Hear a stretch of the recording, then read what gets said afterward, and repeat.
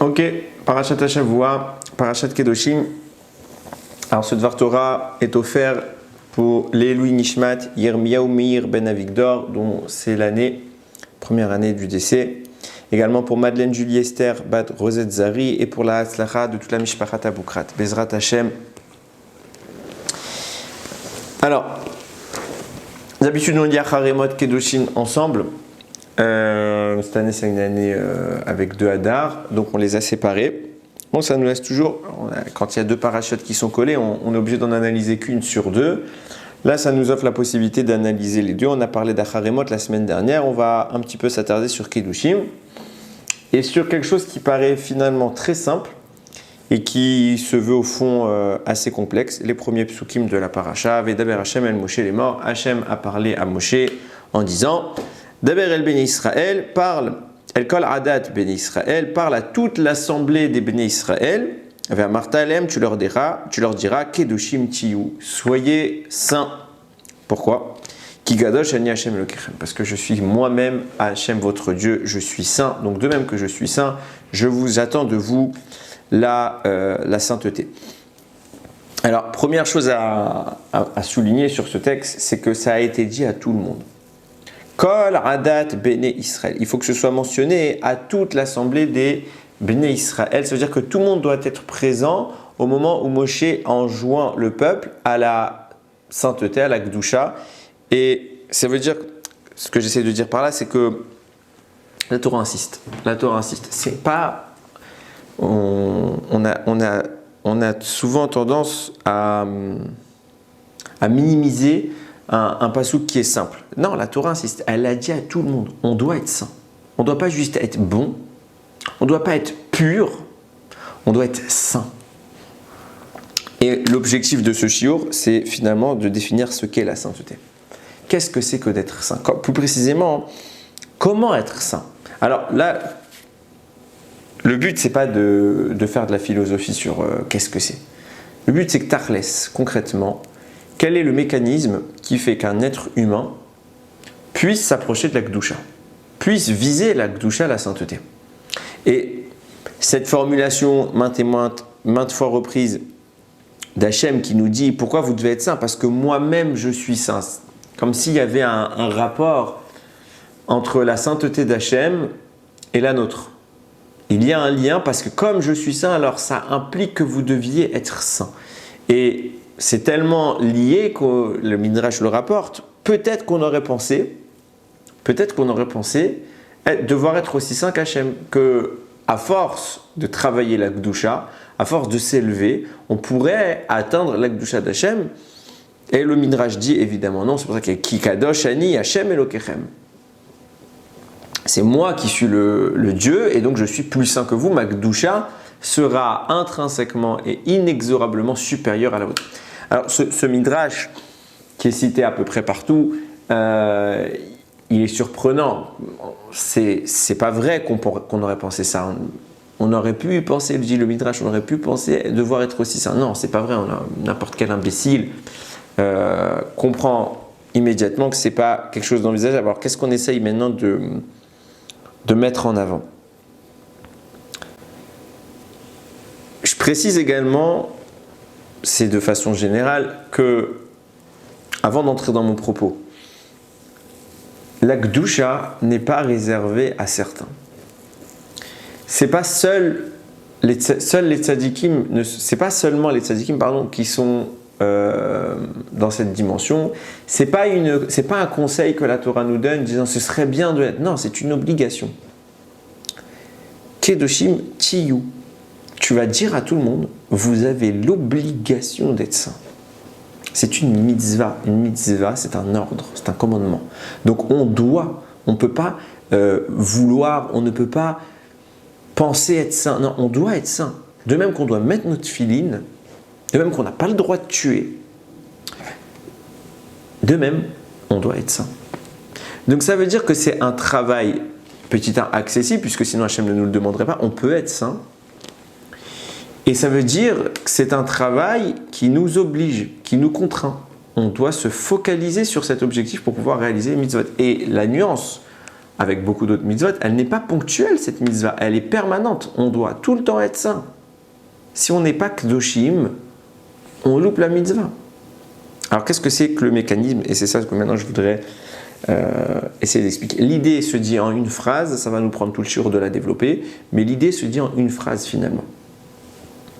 Il faut bien comprendre, la sainteté de l'homme est le résidu de la sainteté d'Hachem.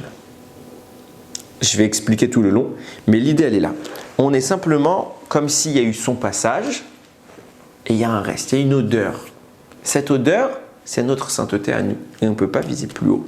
Mais ce reste, cet arrière-goût qu'Hachem a laissé dans le monde est le moyen d'atteindre la Gdusha. Et c'est sur cela, uniquement cela, qu'il faut travailler.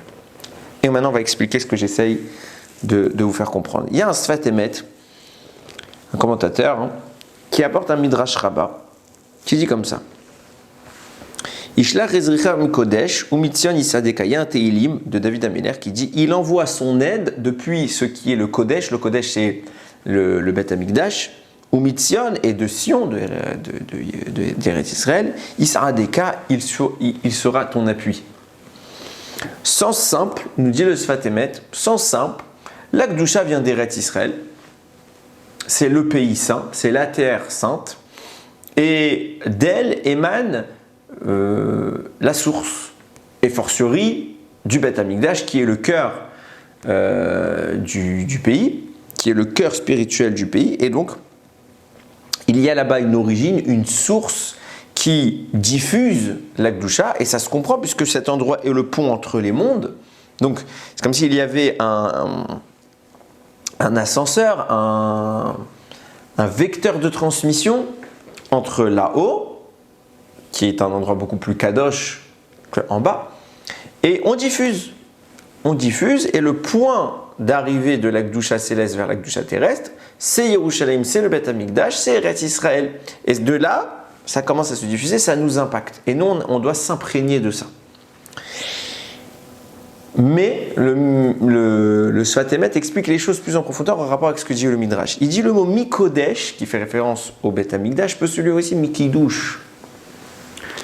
Donc je reformule cette fois, Yishlach Ezrecha, il enverra son aide, Mikidush, de la sanctification. Et qu'est-ce qui est une sanctification? Les mitzvot. On voit ça, on le dit.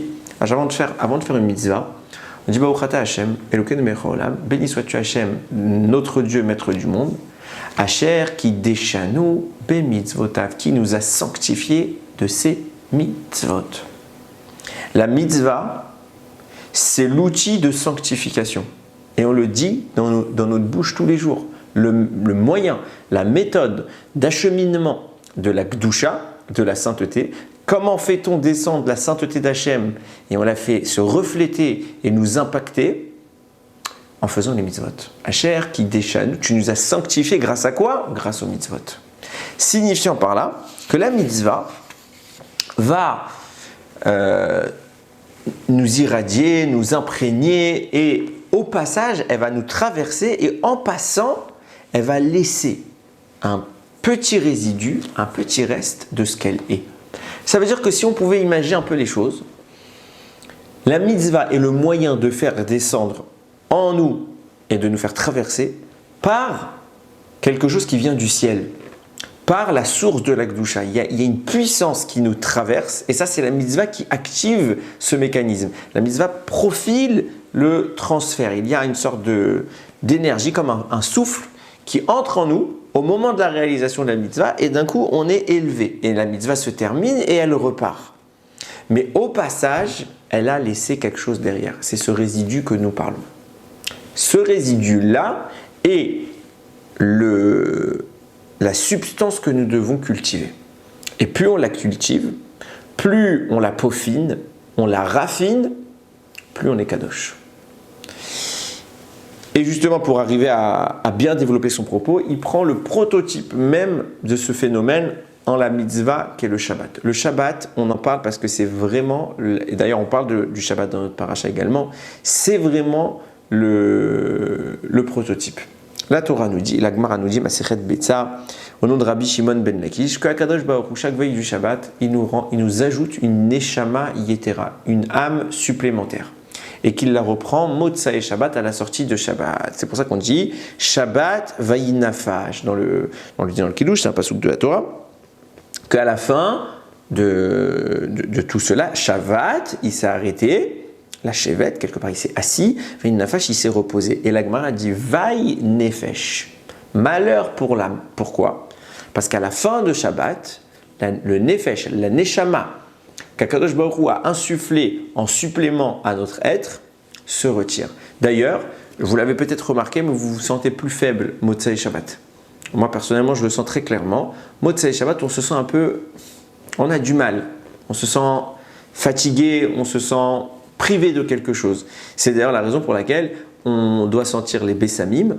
Dans la Havdalah, on sent les herbes aromatisées, justement parce que l'odeur réconforte un peu la Neshama qui est restée en nous du départ de son alter ego qui l'a accompagné pendant le Shabbat et qui est parti. D'ailleurs, c'est ce qu'on dit quand on dit Boikala, Shabbat Malketa, viens ma femme, Shabbat la reine. À ce moment-là, on doit penser à introduire en nous le premier niveau de l'âme supplémentaire. C'est à ce moment-là qu'elle commence à rentrer. On pense à accueillir la Neshama Yetera. C'est quoi la Neshama Yetera? C'est Shabbat Malketa.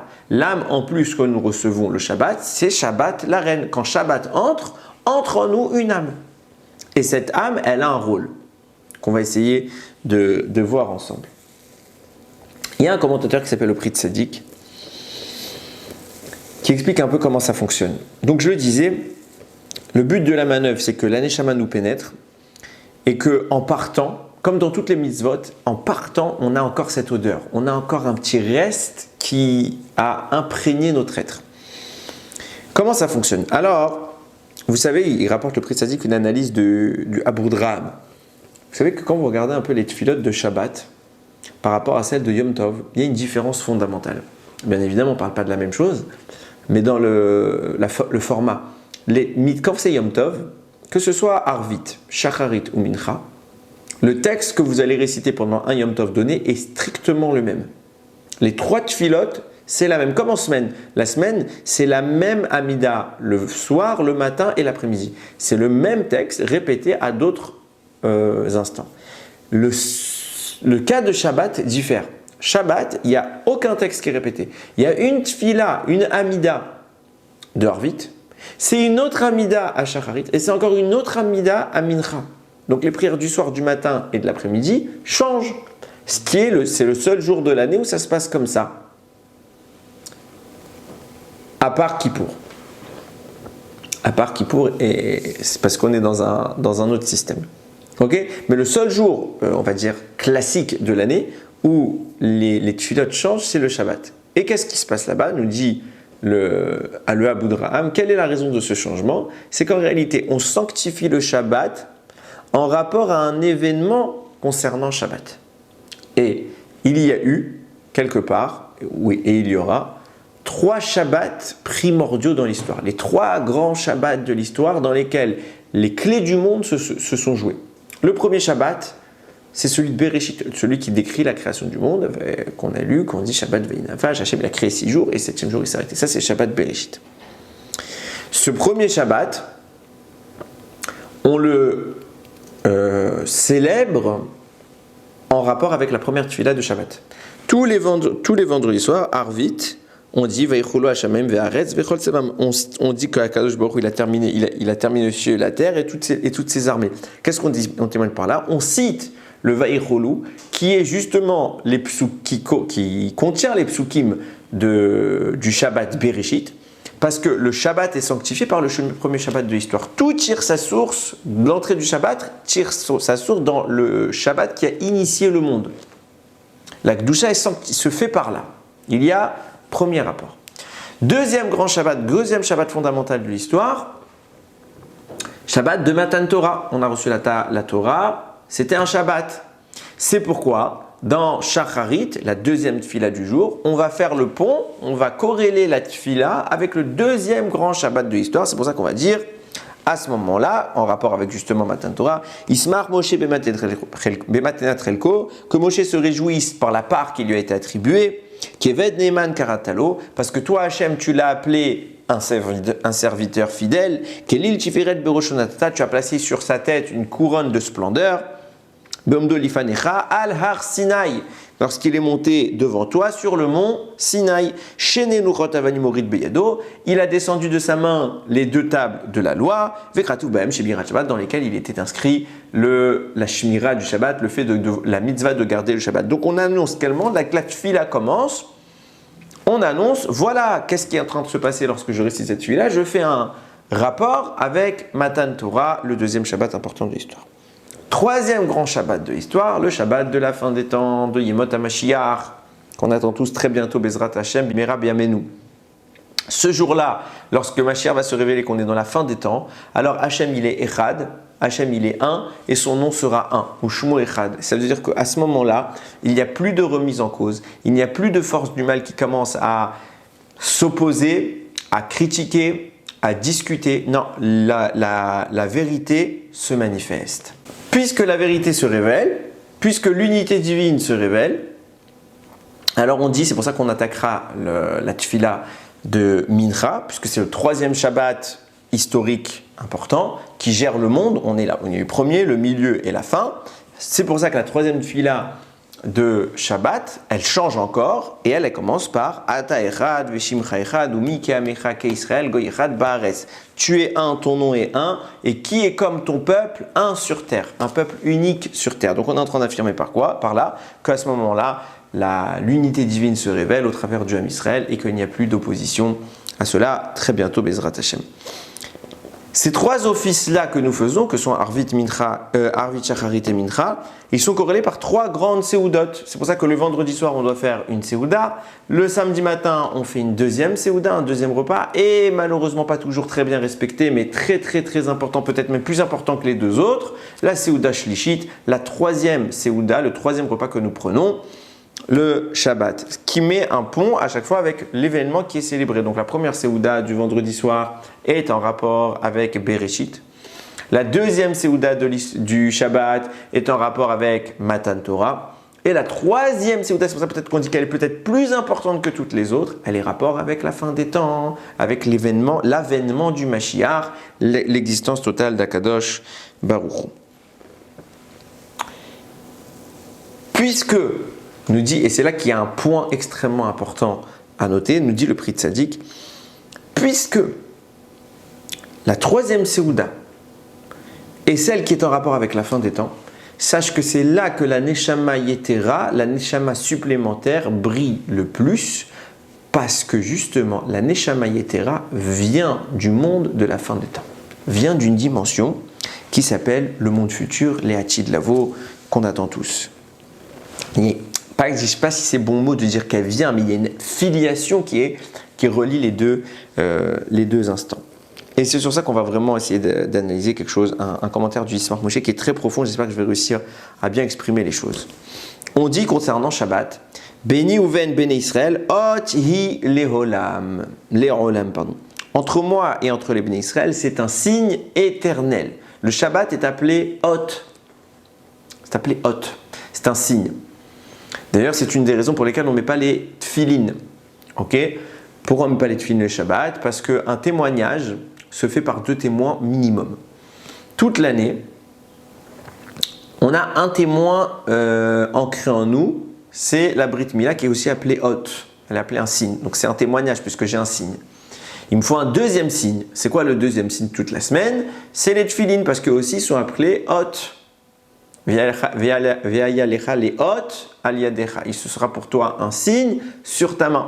Donc comme il faut 2 témoignages, 2 témoins, 2 signes, alors toute la semaine j'ai la Brit Mila et j'ai les tfilines qui viennent être un signe. Mais comme le Shabbat lui aussi il est appelé Hot, alors ayant la Brit Mila, ayant le Shabbat, j'ai déjà 2 signes. Alors le 3e signe n'est plus nécessaire, on n'a plus besoin le Shabbat de mettre les tfilines.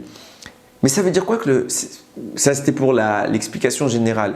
Mais ça veut dire quoi que le Shabbat est un signe? Un signe de quoi?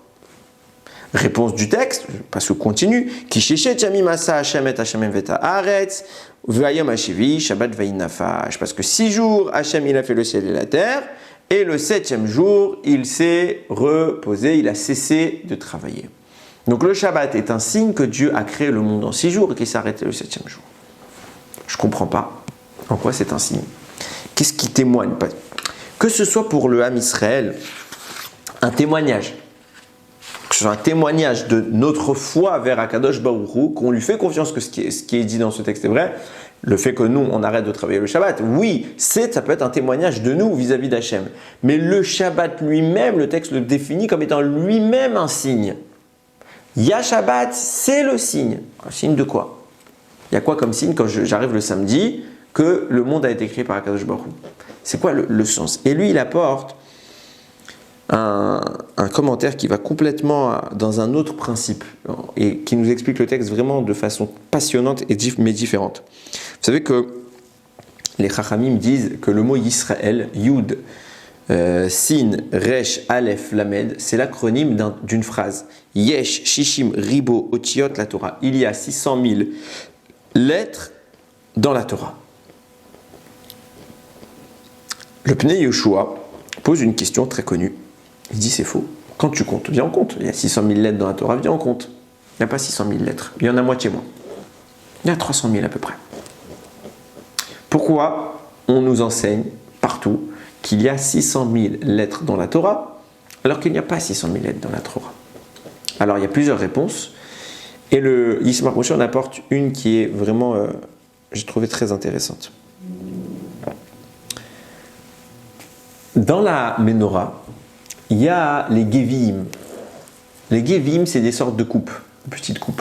Et Chachamim pose la question, il y en a 22 dans la Ménorah. Et Chachamim pose la question, pourquoi il y a 22 coupes? Et pardon, pourquoi il y a 22 coupes, oui, mais surtout la forme de la coupe, à savoir étroite vers le bas et ouverte vers le haut. Qu'est-ce que ça signifie?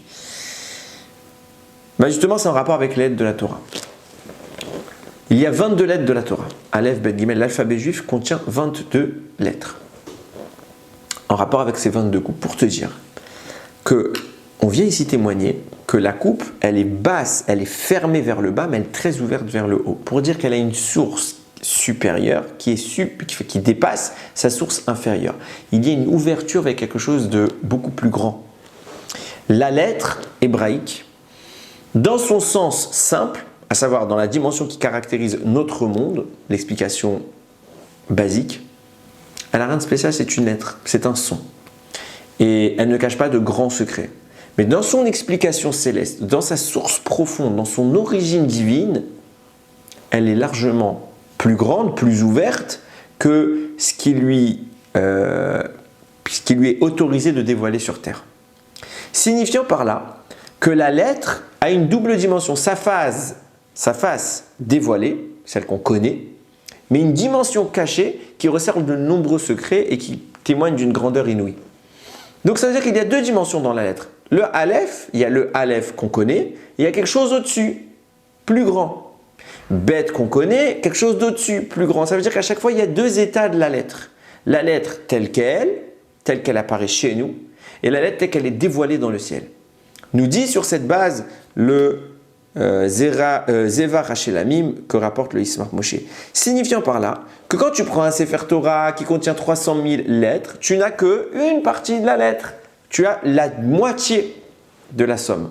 La lettre dévoilée, la lettre qui est révélée mais qui ne cache pas grand-chose. Qui cache grand-chose, pardon. Qui cache énormément de choses, qui ne révèle que très peu de sa nature.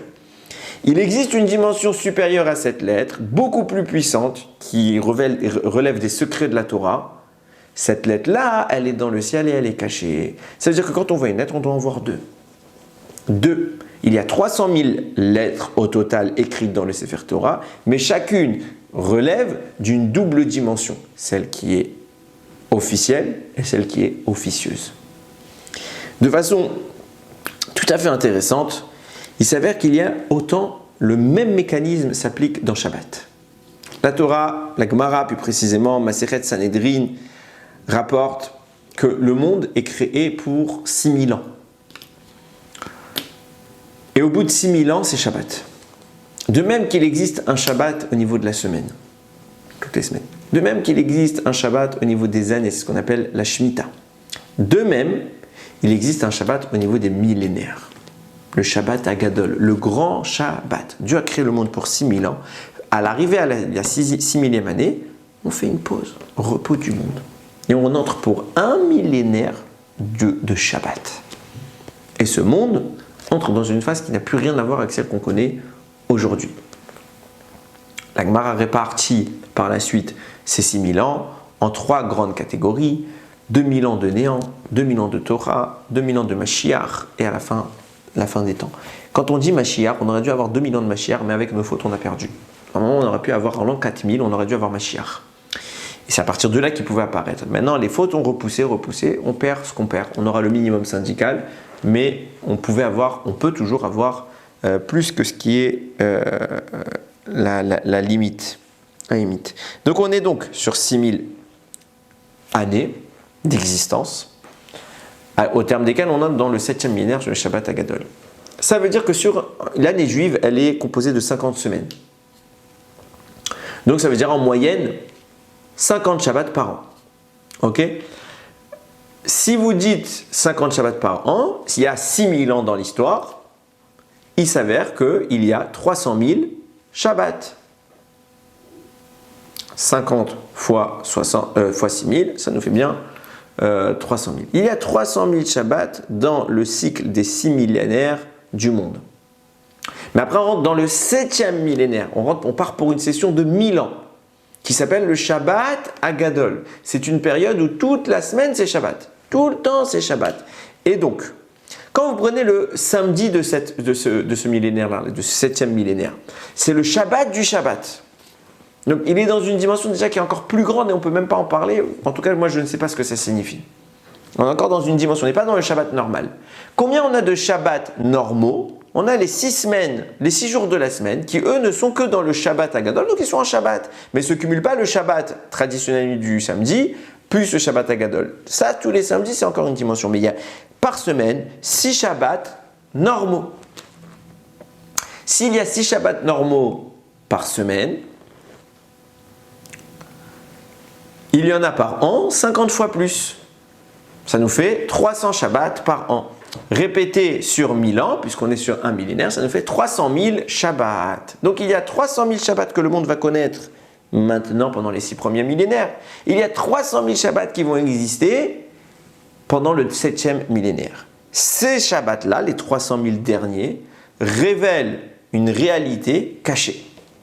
C'est quelque chose qu'on n'a pas accès maintenant, puisque c'est l'Eati de l'Avo. C'est dans le monde qui arrive. Ce n'est pas dans ce monde actuel, c'est déjà dans Yemot HaMashiach. Oh, c'est plus que Yemot HaMashiach, c'est le monde futur. Donc on a quoi? De même qu'on a 300 000 lettres dévoilées, celles qui sont inscrites dans le Sefer Torah, qui sont corroborées par 300 000 lettres cachées, qui sont leur expression céleste. De même, on a 300 000 Shabbatot pendant l'existence terrestre, l'existence humaine, et on a 300 000 Shabbatot pour le 7e millénaire. Il y a donc un pont qui relie la lettre et sa manière de s'exprimer avec les Shabbatot qui vont joncher toute l'histoire jusqu'au prochain cycle qu'on appelle le cycle des Shemittot, donc prochaine création du monde entre guillemets. À savoir qu'il y a à chaque fois un système de 300 000 dévoilés, un système de 300 000 cachés. C'est pourquoi, et là on voit tout de suite les choses commencer à apparaître, nous dit le Yismach Moshe, c'est pour ça que le mot Hot, qu'on dit Hot Ileolam, c'est un signe et pour toujours, pour le monde, un signe éternel. De quoi on parle quand on dit Hot? Le mot Hot peut se traduire autrement que signe, il peut se traduire par lettre. Le Shabbat est une lettre. Qu'est-ce qu'on essaie d'exprimer par là? Nous dit le Yismach Moshe, chaque Shabbat vient révéler une lettre du monde, vient révéler une lettre de la Torah. Il y a 600 000 lettres dans la Torah, de même qu'il y a 600 000 Shabbatot. Les lettres de la Torah sont réparties entre 300 révélés, 300 000 révélés, 300 000 cachés. De même, il y a 300 000 Shabbats qui émergent dans notre monde il existe également 300 000 Shabbats qui sont réservés pour plus tard, qui sont les Hatid, l'Avo dans le 7e millénaire.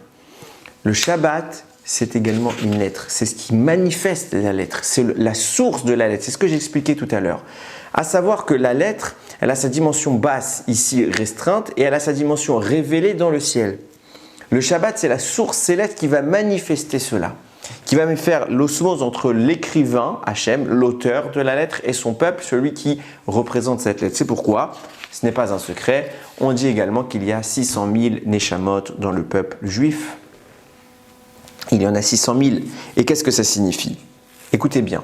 Chachamim nous disent, enfin c'est le Midrash qui rapporte, il y a un verset dans Yeshayahu. Yeshayahu il dit Akshivu Elai pardon, et ami, écoutez-moi mon peuple, Umi Elai Aazinu, et pareil pour mon peuple, synonyme de mon peuple, et tendez l'oreille vers moi, Ki Torah meiti tetse, car la Torah de moi elle sort. Hachem est en train de dire de moi et l'origine, c'est de moi que vient l'origine de la Torah. Pas de nouveau, rien de nouveau sous le soleil. Le Midrash dit, quand on dit la Torah, c'est de moi qu'elle sort, on parle d'une nouvelle Torah. Le texte, littéralement, il dit Torah Chadasha, Meiti Tetse. Le Midrash, il dit, une nouvelle Torah vient sortir de moi. De quoi tu me parles quand tu me dis qu'il y a une nouvelle Torah? Eh bien, c'est clair maintenant. Dans notre Torah que nous on connaît, il y a précisément 300 000 lettres, mais viennent nous dire les Chachamim, il en manque 300 000 parce qu'au total, dans la Torah, il y a 600 000 lettres. C'est quoi les 300 000 lettres qui manquent?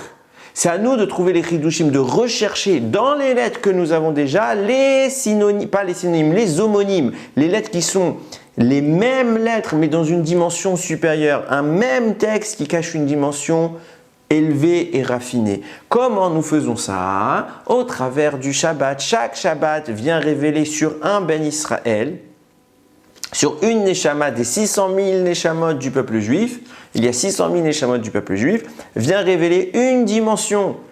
Et c'est à nous, chaque juif, qu'au moment où c'est notre Shabbat, de révéler la dimension de ce Shabbat, de révéler la lettre, de révéler le secret de ce Shabbat. Quand on dit qu'il y a 600 000 âmes qui correspondent à 600 000 lettres, qui correspondent à 600 000 Shabbat, cela signifie l'idée suivante. Ça ne veut pas dire que Mamash, c'est une lettre, elle est à moi. Ça veut dire que chaque juif, il a dans la Torah une part qui est la sienne et qui lui revient de révéler au monde, d'expliquer, d'innover. C'est ça toute l'idée. C'est ça toute l'idée. À savoir qu'il existe une double dimension. La Torah ne révèle qu'une partie, c'est à nous de compléter. Et même la partie révélée, il faut déjà expliquer la dimension simple. Il y a donc des gens qui sont chargés de l'expliquer. Il y a la dimension élevée, c'est 300 000 autres Shabbatot, c'est 300 000 autres lettres de la Torah. Que le Shabbat, c'est une lettre, parce que le Shabbat vient révéler une dimension spirituelle supérieure qui est afférente à la lettre. Et c'est pour ça qu'on va avoir la Neshama Yetera, on va essayer de comprendre. Ça nous amène à un problème, ce que je suis en train d'expliquer. Un problème finalement mathématique. Si je pars du postulat qu'il y a 600 000 âmes du peuple juif qui vont exister pendant les 6 millénaires, parce que le 7e millénaire, on est déjà dans une dimension qui est différente. Et que durant ces 600 000 ans, chaque âme a un rôle à jouer, a une révélation à faire au monde. Alors on en arrive à un non-sens. Pourquoi? Parce qu'il n'y a que 300 000 Shabbats dans les 600 000 ans. Signifiant qu'il n'y a que 300 000 Neshamot qui pourraient faire émerger leur Torah, et les 300 000 autres Neshamot n'auront pas connu leur Shabbat, n'auront pas connu le moment où leur Neshama va pouvoir en effet manifester sa Torah, va pouvoir exprimer la lettre qui est la sienne. Pourquoi? Parce que ces 300 000 autres Shabbats, ils sont dans le 7e millénaire, quand on n'est plus dans ce monde. Dans Shabbat Agadol. Alors quand est-ce qu'on va révéler notre vie, notre rôle sur terre? Quoi, Hachem, au bout des 6000 ans, il va dire ah ben mais vous, je vous ai envoyé, mais vous ne pouviez rien faire, c'était pour plus tard. Il ne nous a pas envoyé pour rien. Et quoi? Et si on n'a pas révélé, alors c'est notre faute ou c'est pas notre faute? Bien sûr qu'on doit révéler. Alors qu'est-ce qui se passe ici? Qu'est-ce qui se passe ici? Alors avant d'aller plus loin, je vais juste préciser quelque chose de très important pour pas qu'il y ait de non-sens. Quand on dit qu'il y a 600 000 âmes, on parle des 600 000 âmes originelles, les 600 000 juifs qui sont sortis d'Israël. Maintenant, on constate qu'il y a beaucoup plus de Béné Israël. Alors, tous ne sont pas juifs, bien sûr qu'on est juifs, Baruch Hashem. Alors, qu'est-ce que c'est? Pourquoi on est plus? Que 600 000, c'est quoi? On a des nouvelles âmes qui sont apparues? Réponse non. Quand on parle des 600 000 âmes originelles, il faut considérer que ces âmes-là étaient d'un niveau extrême, extrêmement grand, extrêmement puissant, extrêmement raffiné. Donc la Neshama était énorme. J'essaye de parler de façon schématique. La Neshama était énorme. Devant la charge et la mission qui était celle de cette Neshama, cette charge a été proportionnelle à la Neshama elle-même, c'était tellement violent et difficile que ça devenait à peine réalisable. Personne n'arrivait vraiment à faire l'étude. Qu'est-ce qu'il a fait Hachem? Il a fragmenté une Neshama en plein de morceaux. Pour que chaque morceau n'ait qu'une partie de la mission à réaliser, et pas la grande mission de toute la Neshama. Donc chaque morceau maintenant, c'est des plus petites Neshamot qui viennent en réalité d'une même source, d'une même racine qui était la grande Neshama. Donc une Neshama d'origine, parmi les 600 000, peut donner de nombreuses Neshamot et qui vont apparaître au fur et à mesure de l'histoire à un moment donné, pour une raison donnée. Et donc, chaque Shabbat va faire briller chez certaines Neshamot une dimension qui la concerne. Donc ça veut dire que ça se fait pas en un Shabbat, notre chance, ça se fait sur plusieurs fois puisque nos Neshamot sont éparpillés dans l'histoire, éparpillés dans les lieux. Peut-être on peut être parfois deux personnes côte à côte qui viennent de la même Neshama. En réalité, on était la même source de Neshama. Pareillement, nous-mêmes, notre Neshama, elle a des sous-couches. Et des fois, on a des combinaisons de couches. Donc, c'est ce que j'explique par là, c'est qu'il ne faut pas essayer de schématiser simplement les choses. C'est très complexe et donc, il ne faut pas se poser la question de savoir pourquoi on est plus. Tout ça, ça s'explique. C'est juste qu'il y a des fragmentations et il y a des combinaisons qui se font. C'est juste je dis ça juste pour que ce soit clair dans l'esprit des gens, qu'il n'y ait pas de problème d'incompréhension. Je reviens donc à ma question. Comment faire pour que les 600 000 Neshamot parviennent à révéler la lettre qui est la leur? Parce que pour révéler la lettre qui est la leur, aussi bien celles qui sont dévoilées, il y en a qui doivent révéler celles qui sont dévoilées, les expliquer. Il y en a qui doivent révéler les dimensions cachées de la Torah, celles qui sont les 300 000 lettres qui sont encore en haut. Donc dans le même Sefer Torah. Mais pour arriver à ça, il faut que le Shabbat vienne résonner en nous. Si maintenant le Shabbat ne vient pas résonner en nous, alors seuls 300 000 Juifs auront l'opportunité de vivre un Shabbat et 300 000 Neshamot ne vivront pas le Shabbat qui leur donne la clé d'ouverture à leur secret. Comment on fait pour y arriver? Et là peut-être qu'on peut expliquer l'idée suivante, c'est ce qu'il a dit tout à l'heure le Pri Tzadik. Il a dit quoi le Pri Tzadik? Il a dit à Shabbat, il y a une Neshama Netera, ça c'était la Gemara qui le disait, mais d'où elle vient cette Neshama Netera? À quel moment elle culmine? À Seuda Shlishit. Pourquoi à Seuda Shlishit? Parce que Seuda Shlishit représente le Shabbat de la fin des temps. Et notre Neshama est affilié à cette fin des temps, signifiant par là que la Neshama Yetera qu'on reçoit le Shabbat peut provenir également de l'Eatid Lavo, du 7e millénaire. C'est pour ça qu'on a une deuxième Neshama qui vient. Cette deuxième Neshama vient nous nourrir et dire ce que tu dois, soit c'est ton Shabbat, c'est ta lettre, dans le sens dévoilé, mais certaines personnes, les plus proches d'Akadosh Baruch Hu, eux peuvent bénéficier du Neshama qui vient même de là-bas. C'est pour ça que c'est que à Seuda Shlishit, et Seuda Shlishit, c'est pas obligatoire dans la halacha. On n'a pas l'obligation de faire Seuda Shlishit comme on a l'obligation des deux premières, c'est plus cool. Mais on te dit finalement c'est la plus importante. Pourquoi? Parce que c'est pas tout le monde qui est aussi proche d'Hachem, pas compatible. On est tous compatibles. Mais il y en a qui n'ont pas fait l'effort de s'approcher autant d'Hachem.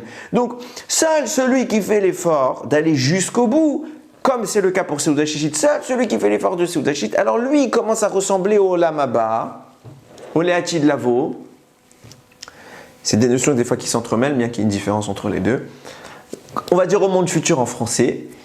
Il commence à ressembler à ça. Alors la Neshama qui va le nourrir va culminer au point que sa source, elle vient du 7e millénaire. Et puisqu'elle vient du 7e millénaire, alors les 300 000 Shabbats qui sont censés n'apparaître que au 7e millénaire commencent à venir en nous. La Neshama nous accompagne, puisque chaque Neshama correspond à un Shabbat. Et bien cette Neshama s'exprime dès à présent dans les 6 premiers millénaires. Elle commence à s'exprimer pour commencer à nous révéler les secrets de la Torah. Et ce qui était caché commence à devenir accessible. On a le potentiel au travers du Shabbat. Et c'est exactement ce que je disais tout à l'heure. Enfin, c'est pas moi qui le disais, c'était le Sfat Emet. Le Shabbat, c'est quoi le rôle du Shabbat? Et de toutes les mitzvot? C'est de créer un pont. Qui kadosh à niveau du kedoshim, si vous êtes saint, parce que moi je suis saint. Qu'est-ce que vous êtes? Il y a la partie dévoilée en haut, la grosse partie. Comme les lettres, il y a une grande partie en haut. Comme le Shabbat, il y a une grande partie en haut. C'est quoi? Cette partie, c'est Akadosh Baruch Hu. Et il y a la petite partie d'Hachem qui est en bas, qui est le résidu d'Hachem. C'est nous. Et quel est notre rôle? C'est d'ouvrir de ce résidu, cette partie dévoilée, atteindre le dévoilement, atteindre ce qui est caché pour le révéler. Atteindre la révélation. Et c'est exactement ça le Shabbat. Nous, toutes les mitzvot viennent placer en nous un souffle qui vient d'en haut et qui nous laisse un résidu. Notre travail est de cultiver ce résidu pour trouver quelle était son origine et la révéler, la dévoiler au monde. À ce moment-là, Kedoshim Tiyu, vous êtes Kadosh. Qui Kadosh, Ani? Parce que moi je suis saint, ça veut dire quoi? Puisque vous êtes qu'un résidu de la sainteté, vous êtes la partie étroite, la grande partie c'est là-haut. Mais qu'est-ce qui fait que vous pouvez être saint? C'est que vous touchiez à ce qu'il y a en haut. Et si vous touchez à ce qu'il y a en haut, alors comme moi je suis saint, vous aussi vous êtes saint. Vous ne serez pas comme en haut, mais vous montez. Devenir saint, comment ça marche? Ça consiste à pratiquer une mitzvah qui va nous ouvrir la porte vers une gdusha et garder cette gdusha en nous. Et plus on ouvre, plus on commence à ressembler à plus grand, à ce qu'il y a au-dessus de nous. On ne sera jamais tout en haut. On n'a pas voulu être tout en haut. Il y a Dieu tout en haut. Ce n'est pas le but d'être en haut. Le but est d'aller vers le haut. Et plus on fera les efforts de maintenir cette gdusha, ce résidu qui nous a traversé, plus on sera kadosh. Et c'est une obligation. On ne fait pas une mitzvah et on passe à autre chose. Passer à autre chose, ça veut dire fini la mitzvah, il n'y a plus rien. Non, une mitzvah, elle entre dans l'éternité. Pourquoi? Parce qu'elle nous a laissé quelque chose en nous, et a fortiori le Shabbat. La Neshama Yetera rentre et elle s'en va. Mais il reste cette Neshama, il reste une odeur. Et c'est toute la semaine qu'on a pour découvrir tous les Chidushim du Shabbat précédent. Il va nous nourrir pour chercher une dimension cachée de la Torah. Ces fameux 300 000 lettres que nous, cachées dans les 300 000 lettres dévoilées. C'est ça le rôle. Pour atteindre une Torah de 600 000 lettres, en clair, en d'autres termes, on n'a que la moitié de la Torah aujourd'hui. On n'a que l'habit de la Torah, on n'a pas son intimité, on n'a pas ce qu'il cache. C'est ça le rôle, c'est ça le Shabbat. Et regardez jusqu'où ça va. Regardez jusqu'où ça va. Écrit dans Shoftim, Alpi Torah Asher Yorucha, d'après la Torah que les sages vont t'enseigner. Qu'ils t'enseigneront, c'est qui va t'enseigner? C'est qui les enseignants? C'est le Talmidei Chachamim. Il faudra écouter la Torah qu'ils vont t'enseigner. Chachamim, ils disent, ce pasouk-là est la base qui justifie qu'on doive écouter les sages. Quand Chachamim font un décret, pourquoi on les écoute? Parce qu'ils ont une belle barbe, un beau chapeau? Non, parce qu'ils sont intelligents? Non plus. Parce qu'Hachem leur a dit, nous a demandé de les écouter. Hachem a dit qu'en clair, quand eux y parleront, c'est comme si c'est la Torah qui nous le demande. Pourquoi? Parce qu'on a un pasouk, un ordre de la Torah d'écouter les Chachamim. Des fois, les gens ils disent non, moi j'écoute pas les Chachamim, ils font des décrets, ils exagèrent, c'est vieux, pourquoi on fait le deuil du Homer, pourquoi ça y est, c'était il y a longtemps, et voilà, maintenant il faut changer, il faut pas changer. Non, c'est pas nous, c'est pas eux qui décident. C'est la Torah qui t'a demandé de faire ce qu'ils t'ont dit. Et quand on en arrive à ça, on arrive à un non-sens. Parce que les lois des Chachamim, finalement, c'est une mitzvah de la Torah de les écouter. Donc quand Chachamim nous disent il faut faire Hanouka, quand Chachamim nous disent il faut faire Purim, quand Chachamim nous disent il faut respecter le Mouktsé Shabbat, quand les Chachamim nous disent on est en deuil pendant telle période pour le Homer, etc., etc., etc. Quand les Chachamim disent ça, si on les écoute, on applique le commandement de la Torah d'écouter les Chachamim. Donc en clair, écouter les Chachamim est une mitzvah de la Torah, c'est une obligation de la Torah. Donc en clair, on en arrive à dire que chaque mitzvah de Chachamim constitue un accomplissement de la Torah. C'est comme une mitzvah de la Torah. C'est pas comme, c'est une mitzvah de la Torah. Et pourquoi je disais qu'on en arrive à quelque chose de compliqué à comprendre, c'est que d'un côté, on connaît les règles qui régissent les lois des sages, il y a une différence qui régit les lois des sages et les lois de la Torah. Quand une loi a clairement été édictée dans la Torah, ce qu'on appelle mitzvah deoraita, une mitzvah de la Torah. Elle n'a pas été promulguée par les sages, c'est la Torah qui nous dit, par exemple, mettre les tefilines, faire le birkat Hamazon, etc., etc. C'est une mitzvah de la Torah. Alors on est beaucoup plus rigoureux que quand c'est une mitzvah des sages. Je donne un exemple. Le cas le plus connu, c'est les brachot. les brachot, quand je fais Baruch Ata Hashem Elokeinu Melech Haolam She'akol Nהיה Bidvaro. La bracha qu'on fait, par exemple, quand on boit de l'eau. J'ai un doute, est-ce que je l'ai faite ou est-ce que je ne l'ai pas faite? C'est ce qu'on dit. Ça fait que brachot laquelle. En cas de doute sur une bracha, on est indulgent, on ne refait pas. Pourquoi? Parce que c'est une mitzvah des sages. C'est une mitzvah des sages. Et en cas de doute sur les mitzvahs des sages, on est cool. Par contre, quand c'est une mitzvah de la Torah, comme il y a une bracha qui est une mitzvah de la Torah, c'est le Birkat Hamazon, quand j'ai un doute, est-ce que j'ai fait mon Birkat Hamazon ou pas? Alors là, je dis pas, j'ai safek brachot lehakel, en cas de doute, je m'abstiens. Non, on dira safek deoraita lechumra. Un doute sur l'accomplissement d'une mitzvah de la Torah, on doit être rigoureux. Je refais mon Birkat Hamazon au cas où.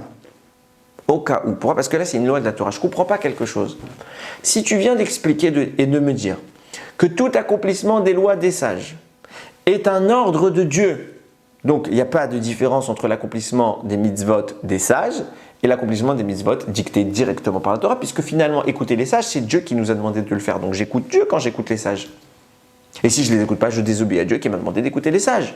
Donc dans tous les cas, je suis dans l'accomplissement d'une mitzvah de la Torah. Alors pourquoi quand c'est les sages qui ont parlé au nom de Dieu, on dit on doit être cool, c'est moins grave? Et quand c'est la Torah qui parle explicitement, on dit que c'est très, finalement c'est la même chose parce que les sages ils ont parlé pour Hachem. Quelle est la différence? Il y a un Maharal de Prague qui répond à ça. Il dit c'est la manière de gérer le monde. Il y a deux gestions du monde. Hachem il a deux manières d'intervenir dans le monde. Il y a la gestion naturelle et la gestion surnaturelle. La gestion naturelle, c'est Dieu qui se passe incognito. Dieu qui est là, qui décide tout, qui agit. C'est lui qui dirige et qui manœuvre le bateau. Mais il envoie un émissaire pour se cacher. Il envoie un ange. Ça apparaît sous un mécanisme naturel, cyclique, répété, objectif, compréhensible. C'est naturel. Dieu, il se cache. Par contre, quand Dieu se manifeste pour un miracle, là, tout le monde voit que c'est Dieu. Cette gestion du monde, le miracle et le naturel, se retrouvent dans la gestion de la Torah. Il y a le dévoilé et le caché. Dieu dit les choses dévoilées, Torah, ce qu'il a dit dans sa Torah. Et parfois, il envoie un émissaire pour le dire. De même qu'il envoyait un émissaire pour faire la nature, un ange, des fois, Akadosh Baruch Hu, il envoie un émissaire pour nous dire quelque chose. Ça, c'est les mitzvot que les chachamim vont décréter. C'est pour ça que le Midrash nous dit tout à l'heure, tu aurais pu penser Kedoshim Tiyu ki kadosh ani Hashem Lokechem. Soyez saints parce que je suis saint Hashem votre Dieu. Tu aurais pu penser que tu dois être saint comme Akadosh Baruch Hu. Qu'est-ce que ça veut dire? Que les paroles des Chachamim, qu'ils vont être dites, parce qu'elles vont être dites au nom d'Hachem, qu'elles soient aussi importantes que celles dites par Akadosh Baruch Hu. Réponse, non, ani Hashem Lokechem. C'est moi Hashem Dieu. C'est moi votre Dieu. Vous n'êtes pas comme moi. De là, on apprend que les paroles des Chachamim doivent être amoindries dans leur importance par rapport aux paroles d'Akadosh Baruch Hu. Parce que la Gdusha que nous visons n'est pas celle d'Hachem. Mais c'est simplement révéler Hachem, trouver Hachem, s'approcher d'Hachem, être l'émissaire. L'émissaire connaît sa source. De même que, c'est exactement ce qu'on est en train de dire, la sainteté de l'homme ne peut pas égaler celle d'Hachem, mais l'homme peut être le vecteur d'expression de Dieu. Et parler en son nom. C'est exactement ça. On parle en son nom. De même que dans la Torah, il y a une dimension cachée et une dimension dévoilée. De même que dans les Shabbats, il y a une dimension cachée, une dimension dévoilée. De même, dans la parole d'Hachem, il y a une dimension cachée, une dimension dévoilée. La dimension dévoilée de la parole d'Hachem, c'est la Torah écrite. Et viennent les sages révéler la dimension cachée. Comment ils font ça? Comment ils font pour parler? On dit que c'est Hachem qui parle, c'est la même chose. Simplement, Hachem, il a demandé de faire une hiérarchie pour distinguer la nature et le surnaturel, pour distinguer lui et nous. Mais c'est d'air. Mais c'est la même chose, puisqu'au final, on exprime ce que lui veut dire. Réponse, de même que la Torah, elle a les deux dimensions. Comment ça se fait que je puisse découvrir les secrets de la Torah? Comment les Chachamim, ils en aboutissent à dire je parle de Torah alors que Hachem n'a pas dit ça? Il n'a pas dit et c'est nous qui le disons. D'où ça vient? Réponse, ça vient du Shabbat. Les Shabbats, la Neshama Yetera qu'on vient recevoir le Shabbat, nous investit d'une gdusha particulière qui, si on arrive à l'amener à son paroxysme, vient du Olam Haba, du monde futur, et elle révèle les 300 000 Shabbats du 7e millénaire, dès à présent. Et c'est quoi ces 300 000 Shabbats? C'est quoi un Shabbat? Un Shabbat, c'est une hôte, il est olam. C'est un signe pour le monde. C'est quel signe? C'est une lettre pour le monde. Pourquoi? Pourquoi pour le monde? Parce que le monde est écrit au travers du texte de la Torah. Il est programmé par la Torah. Istakel ve'oraita ve'nivra olam. Il a regardé la Torah et le monde est apparu. Qu'est-ce qu'on est en train de dire? La Torah est le code source de l'univers. Il et Olam. Comment je fais pour maintenant terminer la programmation? Je prends toutes les lettres de ce monde. Il y a 600 000 programmeurs, c'est le Ham Israël. Chacun il a son logiciel, il y a 600 000 lettres. Et dans ce logiciel, il y en a 300 000 destinés à venir aussi premier millénaire et destinés à parler de la Torah révélée. Et les gens d'exception peuvent arriver à exprimer la Torah cachée, qui est cachée dans le 7e millénaire de tous les Shabbatot qui sont à venir dans le monde futur. Et les révéler dès à présent. C'est pour ça qu'on te dit, même toi, que tu es encore dans ce monde, tu dois révéler la Torah cachée. Torah Chadasha, Meiti Tetse, une nouvelle Torah va sortir de moi. De qui, moi? De Hachem. Mais moi, je parle au nom d'Akadosh Baruch Hu quand je parle de sa Torah. Et donc, je révèle un Shabbat. Je révèle une lettre. Mon Sefer Torah, prends ton Sefer Torah, il n'y a pas toutes ces lettres. Moi, je la trouve. C'est ça qu'Akadosh Baruch Hu nous demande. C'est ça tout le secret. C'est pour ça qu'il y a 3 Shabbats importants dans l'histoire. Et il y a 3 Seudot, le Shabbat. Premier Shabbat important de l'histoire, celui qui a tout créé, la base. Deuxième Shabbat important de l'histoire, celui qui a mis en place le système, Matan Torah. Troisième Shabbat, celui qui va terminer le tout. Il va terminer la construction. Comment il va terminer la construction? En finissant Matan Torah. Le Shabbat du Le'atid Lavo, le Shabbat de la fin des temps, Mincha, la 3e tfila de la journée de Shabbat. 3e office, parce qu'il y a quand même Moussaf, mais ce n'est pas une tfila au sens propre. 3e office, on peut bénéficier du monde futur dès à présent. C'est pour ça qu'on dit qu'il est Me'ain Olam Haba, le Shabbat. Il est comme le Olam Haba. Et déjà, on est dans la dimension du monde futur. Pourquoi? Parce qu'on est connecté à ce monde. Et on fait descendre toute la Torah qui y est cachée. Une nouvelle Torah doit apparaître dans le monde. J'ai mon Sefer Torah, je vois un texte. Et en réalité, il y a encore un autre texte caché. Il devrait y avoir comme s'il y avait 2 feuilles dans la même feuille. Et on arrive à décoller les 2 feuilles pour voir ce que la deuxième, elle nous dit. Le même texte qui cache quelque chose de beaucoup plus grand. Et mon objectif à moi est de révéler ça. Quand je révèle, c'est pour ça que Chachamim, c'est ça qu'on a dit, qu'on va être Kadosh. Les Chachamim sont ceux qui sont capables de parler pour Hachem, de parler la volonté d'Hachem, de la verbaliser même s'il ne l'a pas dite. Vous savez, il y a des fois, pour tous ceux qui sont mariés, c'est de quoi je parle, dans un couple, il y a des non-dits. Des fois, il y a des choses qu'on a besoin de dire, il y a des fois des choses qu'on n'a pas besoin de les dire. Notre conjointe, et réciproquement si c'est pour les femmes, votre conjoint, il n'a pas besoin de vous dire des choses, c'est à vous des fois de le voir. Des fois il n'est pas bien, c'est à vous de le voir, de le ressentir et de parler pour lui et d'agir pour lui. C'est ça. On est le conjoint d'Akadosh Baruch Hu. On est son époux, Hachem a dit les choses, mais il y a des choses qu'il n'a pas dit. C'est à nous de les trouver et nous les dire pour lui. Nous les dire. Et à ce moment-là, on est quoi? On parle de lui comme lui. C'est pour ça qu'elle dit, on aurait pu penser que vous soyez aussi grand qu'Hachem, parce que vous parlez de lui comme lui. Vous avez parlé de la Torah, la même Torah que lui, il a écrite, qu'il n'a pas dévoilée, vous allez la dire pour lui. Mais vous n'êtes pas lui. Mais quand vous allez dire pour lui, révéler cette Torah, c'est ça la Gdusha. Là, vous serez saint. Là, vous serez Gdoshim. C'est ça le mécanisme. Cherchez à prendre la Gdusha qui nous envoie, ce qui nous révèle, prendre la partie qui nous révèle, et en garder dans notre récipient l'essence pour pouvoir révéler tout ce qui n'est pas admis encore, qui n'est pas encore dévoilé dans ce monde. C'est ça la vraie Kedusha.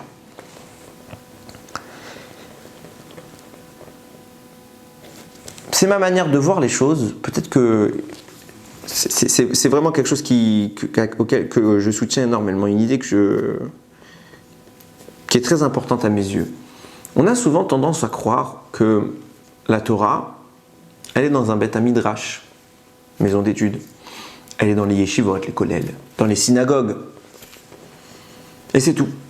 En dehors, il n'y a pas la Torah. Je pense, et Ahmed, c'est ce pourquoi je fais tous ces shiurim là, c'est tout le projet de Yem Shel Torah. Le projet de Yem Shel Torah, en final, c'est très simple, c'est de faire entrer la Torah dans les maisons. C'est tout simple. Les gens qui croient, c'est que les religieux qui sont en train d'étudier la Torah. Que quand ils sont au kollel, quand ils sont dans un Beth Midrash, ou quand le rabbin à la synagogue il fait un cours, et à la maison, il n'y a pas de Torah, qu'est-ce que tu veux? Je peux pas. Non, il y a. S'il doit y avoir un endroit où il y a de la Torah, c'est à la maison. Le premier lieu de Torah, c'est chez nous, c'est là qu'on passe la majeure partie du temps. C'est là qu'on vit. Pourquoi limiter la Torah aux zones dévoilées? Beth Midrash, c'est un lieu de Torah. La synagogue, c'est un lieu de Torah, de Tfila. Et le reste du monde, c'est le monde normal. Le monde qui cache. Mais dans ce monde-là aussi, on doit faire preuve de Torah. Chez nous, il doit y avoir de la Torah. Chez nous, il doit y avoir de la Torah. Pourquoi finalement, on s'évertue à faire des shiurim? Vous savez, aujourd'hui, la Torah, elle est beaucoup diffusée sur Internet. C'est pas évident. C'est pas évident de dire que c'est une bonne chose. Pourquoi? Parce qu'on sait que Internet, c'est un endroit de Toumaha. Il y a beaucoup de choses dangereuses sur Internet. Est-ce que c'est le rôle des rabbanim d'aller sur Internet et de rentrer dans une zone de danger pour essayer de cachériser? Peut-être qu'il faudrait juste dire fermez Internet, n'allez pas sur Internet. Non, on essaye d'aller sur Internet parce que finalement, c'est le moyen aujourd'hui, on se fatigue à ça, de faire entrer la Torah chez tout le monde.